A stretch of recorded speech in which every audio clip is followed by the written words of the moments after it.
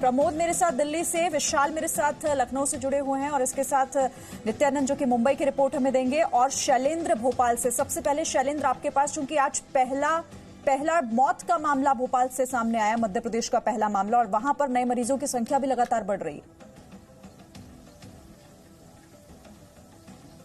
देखिए, बिल्कुल आपने ठीक कहा कि मध्य प्रदेश में लगातार मरीजों की संख्या बढ़ रही है। अगर आंकड़ों के लिहाज से देखें तो मध्य प्रदेश में 217 जो है कोरोना पॉजिटिव मरीज मिल चुके हैं, जिसमें सबसे अव्वल जो इंदौर है वहां 135 मरीज मिले। इसके अलावा भोपाल में 41 मरीज मिले हैं। अगर महानगरों के अलावा अगर बात करें तो भोपाल के मध्य प्रदेश के कुल 11 जिले ऐसे हैं जो कोरोना की चपेट में आ चुके हैं और हर जगह नए नए मरीज सामने आ रहे हैं। चाहे चंबल से इलाके के मुरैना की बात करें, खरगोन की बात करें, खंडवा की बात करें, तो विदिशा की बात करें, ये सारे इलाके जो हैं वो लगातार संक्रमण की चपेट में आते जा रहे हैं। और सबसे ज्यादा जो संख्या है वो मध्य प्रदेश में भी जमातियों की है, क्योंकि भोपाल में जिस तरीके से पहले मात्र 3 मरीज थे, लेकिन इसके बाद लगातार मरीजों की संख्या जो बढ़ी है। भोपाल में 41 जो मरीज मिले उसमें से 20 जमाती हैं। अगर मध्य प्रदेश में हुई मौतों की बात करें तो अब तक मध्य प्रदेश में कोरोना वायरस से 14 लोगों की मौत हुई है। हालांकि भोपाल में कल रात जो है वो पहली मौत हुई है। 52 वर्षीय एक व्यक्ति हैं, उनकी मौत हुई है। तो उसके अलावा अब मध्य प्रदेश सरकार लगातार एहतियात बरतने का काम कर रही है। पहले से ही पूरा प्रदेश में लॉकडाउन तो लागू था, लेकिन अब कुछ शहर ऐसे हैं जहां संक्रमण का खतरा ज्यादा है, वहां पूरी तरीके से कर्फ्यू लगा दिया गया है। लोगों के घर से निकलने पर पूरी तरीके से पाबंदी है। केवल मेडिकल स्टोर्स और दूध की दुकानें ही खुली हैं। कुछ शहर तो ऐसे भी हैं जहां दूध की दुकानें भी बंद कर दी गई हैं और सारी आवश्यक सेवाएं जो है वो होम डिलीवरी की जा रही है। तो मध्य प्रदेश सरकार लगातार नजर बनाए हुए है सारे प्रभावित जिले लगातार है। लोगों को जागरूक करने का भी काम एक तरफ हो रहा है, लेकिन यहाँ पर ये आंकड़ा लगातार परेशानी का सबब बना हुआ है। ठीक है, आप रहिए मेरे साथ। प्रमोद, कोशिश हर स्तर पर, और कोशिश अब उन लोगों तक पहुंचने की भी जो अपने कहीं ना कहीं छिपे हुए हैं और इस संक्रमण को बढ़ाने का काम कर रहे हैं।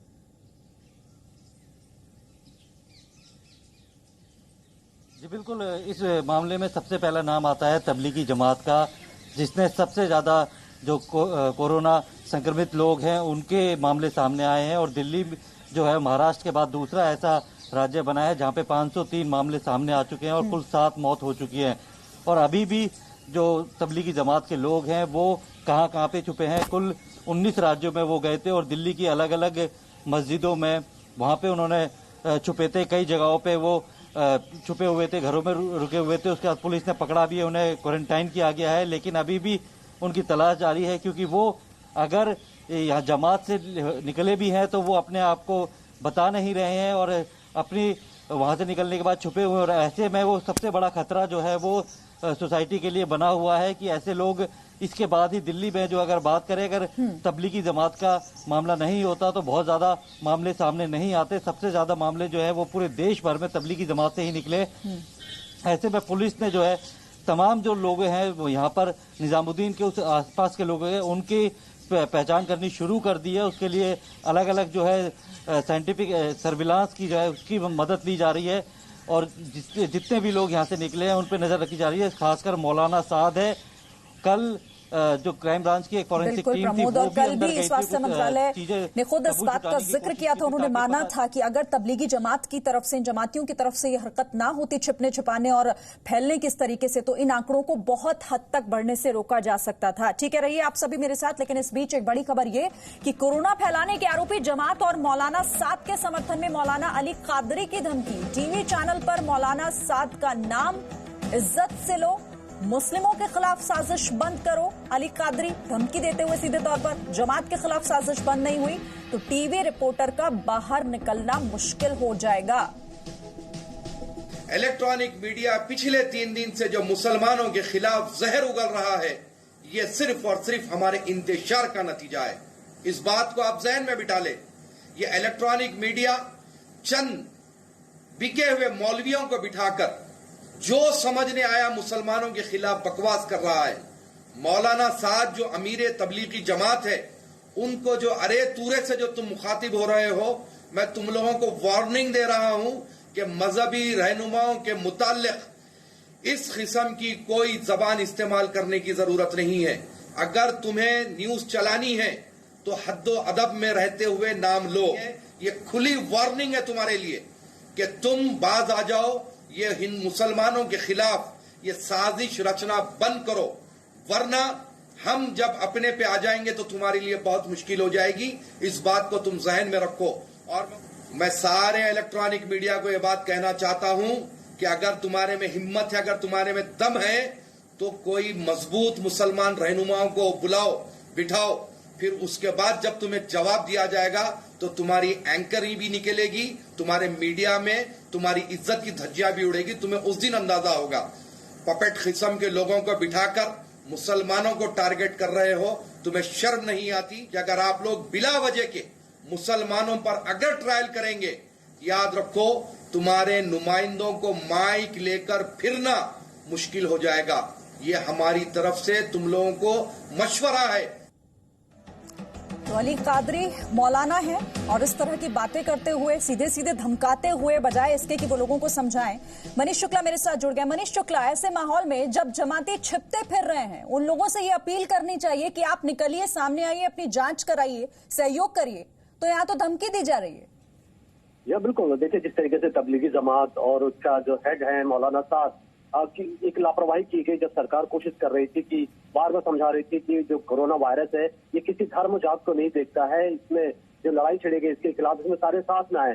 तो मौलाना साद लगातार निजामुद्दीन में अपने मरकज से लोगों को भड़काते रहे, ये कहते रहे कि ये जो वायरस है ये कुछ भी नहीं बिगाड़ सकता। और उसके बाद जब मीडिया ने ये सारी कवरेज दिखानी शुरू कर दी, जब दिखाई कि किस तरीके से इन मरकजों में छिपा कर रखे गए लोगों को, इतनी बड़ी जमात को बुलाया गया, कई विदेशियों को बुलाया गया, अपनी गलती मानने के बजाय जो कट्टरपंथी एलिमेंट्स हैं इस संगठन में वो सामने आ रहे हैं और मीडिया पर अटैक कर रहे हैं कि क्यों मीडिया इस तरीके से कवरेज कर रही है। यहाँ तक कि वो रिपोर्टर्स को और एंकर्स को वो धमकी दे रहे हैं और जाहिर तौर पर ये मैसेज भड़काने के मकसद से किया गया है ताकि लोग तबलीगी जमात के सपोर्ट में खड़े हों। एक बड़ी प्लानिंग है, बड़ी साजिश है और ये दिखाता है कि कैसे ये ऐसे जो चंद लोग हैं ये लोगों को बरगला रहे हैं। जो लोग बाहर आना भी चाहते हैं, जो अपना टेस्ट कराना चाहते हैं, उनको भी इस तरीके का मैसेज दे करके उनको ये कहा जा रहा है कि उनके खिलाफ जो मीडिया है गलत तरीके से रिपोर्टिंग कर रही है। और एक ऐसे मौलाना का समर्थन यहाँ पर मनीष, ऐसे मौलाना का जिसने पूरे देश को इस वक्त मुश्किल में डाल दिया है, जिसने इतने सारे लोगों को इस तरीके की तकरीर दी, इस तरह का बयान दिया जो सीधे बरगलाने वाला था। सभी जानते हैं, ये सबने सुना था।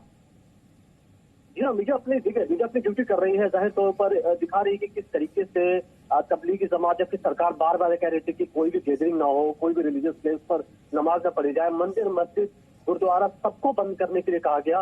और ऐसे केस में अचानक ही कोरोना वायरस इस तरीके से संक्रमण फैला तबलीगी जमात से, जब ये लॉकडाउन बंद होने के आसार दिख रहे थे सभी को, जाहिर तौर पर जिस तरीके से बड़ी संख्या में 4000 के ज्यादा केसेस देश में आ चुके हैं, तो ये सबको मुसीबत में डाला है, पूरे देश को मुसीबत में डाला हुआ है तबलीगी जमात के इस कार्यक्रम ने। जाहिर तौर पर जब मौलाना साहब को ऐसे वक्त में भी अभी भी अपनी गलती नहीं मानना, अभी भी फरार चल रहे हैं, पुलिस ढूंढ रही है, जबकि सामने आना चाहिए था उनको और अपनी गलती मान करके ये कहना चाहिए था कि सारे लोग आए और टेस्ट कराएं। तो जो डॉक्टर्स है कभी उन पर पत्थर फेंके जा रहे हैं, कभी तबलीगी जमात के लोग इसी धार्मिक प्लेस पर छिपे होते हैं, पुलिस जाकर ढूंढती है। बिल्कुल, और आप आगे आकर धमकी देते हैं, बजाय इसके कि आप लोगों से अपील करें कि आप प्रशासन इससे डरिए मत, वो आपके भले के लिए और देश के भले के लिए काम कर रहे हैं, आप छिपिए मत, अपनी जांच कराइए, सहयोग करिए। लेकिन यहाँ पर इस तरह की बयानबाजी और सीधे सीधे धमकाया जा रहा है न्यूज चैनल्स को।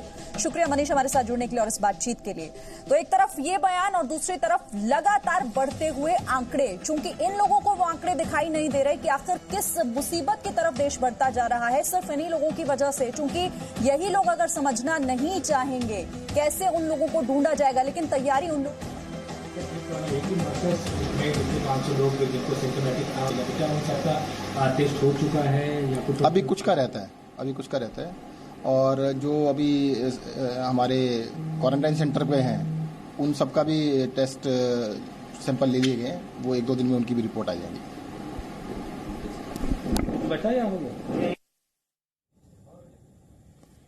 तो दिल्ली के स्वास्थ्य मंत्री जो जानकारी दे रहे थे दिल्ली के बारे में, लगातार वहां पर भी स्थिति जो है वो खतरनाक होती जा रही है, बढ़ते हुए मामले यहां पर भी। लखनऊ अब चलते हैं, चूंकि लखनऊ में हालांकि योगी आदित्यनाथ कोशिश हर वो कर रहे हैं विशाल कि लोगों को समझाया जाए और सख्ती से भी समझाया जाए। अगर प्यार से नहीं समझते तो सख्ती थोड़ी यहां पर बढ़ती जाएगी, ये साफ कर दिया गया है उत्तर प्रदेश में।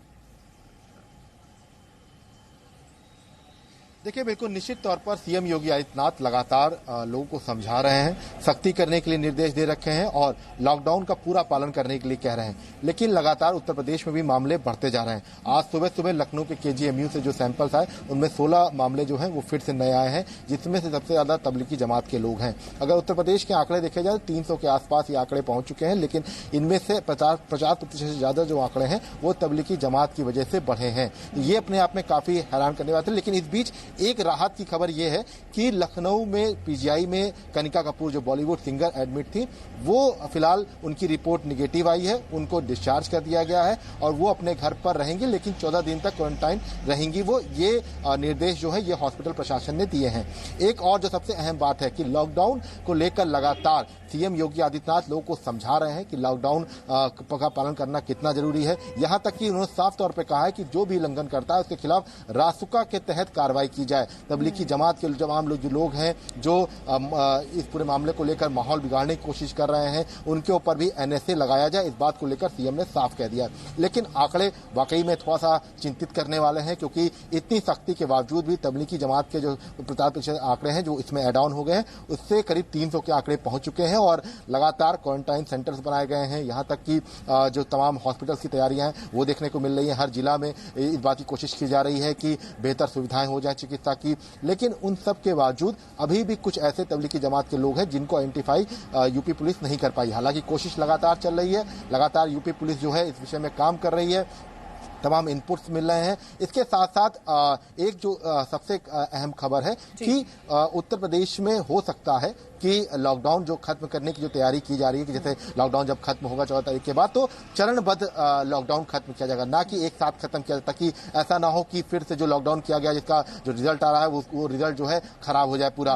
एक साथ अगर लॉकडाउन खोला जाएगा तो शायद तमाम जो भीड़ है वो इकट्ठी हो जाएगी। तो इसको भी कुछ एक प्लानिंग की जा रही है कि लॉकडाउन जो है वो कैसे खत्म करना है, चरणबद्ध तरीके से खत्म किया जाएगा। और सीएम ने इस बात को भी कहा है कि तैयारी की जा रही है कि मास्क जो है वो अनिवार्य किया जाएगा, कि जो लोग निकलेंगे सड़कों पर वो मास्क लगाएंगे। इसके लिए गरीबों को सरकार मास्क भी दे सकती है, खादी के मास्क होंगे, इसके लिए बिना घर से नहीं निकलना होगा आपको, ये आप ही को सुनिश्चित करना है देश की जनता से सीधे तौर पर, उत्तर प्रदेश की जनता को वो कह रहे थे।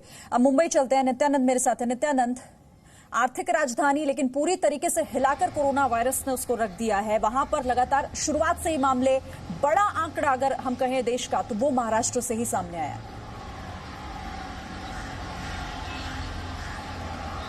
जी बिल्कुल, देश की आर्थिक राजधानी मुंबई इस वक्त कोरोना की राजधानी बन गई है।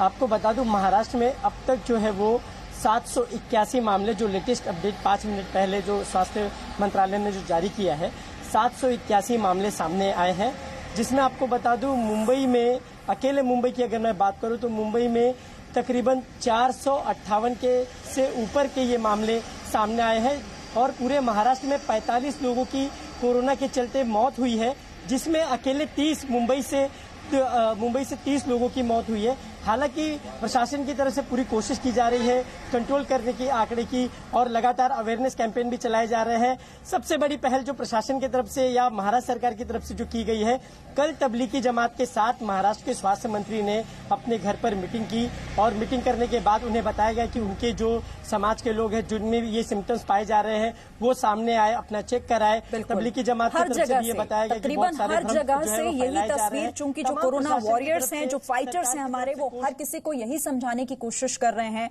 और जी न्यूज भी आप सभी से यही अपील कर रहा है कि इस वक्त देश का साथ दीजिए, घर में रहिए, और अगर किसी तरह की तकलीफ, जो लगातार लक्षण भी आप देख रहे हैं, इससे जुड़ी हुई जानकारी हम लगातार आपसे साझा कर रहे हैं, तो ऐसी कोई भी इंफॉर्मेशन आपके पास है तो सीधा प्रशासन से संपर्क करें। सजग रहें, सतर्क रहें और जागरूक नागरिक बने। यही कोरोना से जिता पाएगा हमारे देश को।